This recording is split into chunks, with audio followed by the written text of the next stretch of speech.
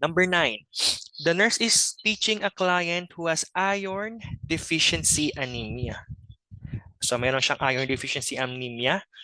So you are teaching the client about foods she should include in the diet. The nurse determines that the client understands the dietary modifications if which items are selected from the menu. So hahanapin mo dyan ang makakatulong to supplement the iron deficiency. What is the answer? Letter D.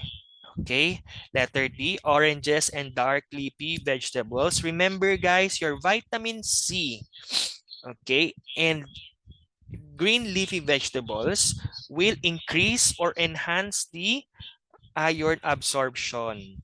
So kung mababa ka sa iron, kumain ka daw ng gulay at saka lahat ng mga alam mong citrusy na pagkain.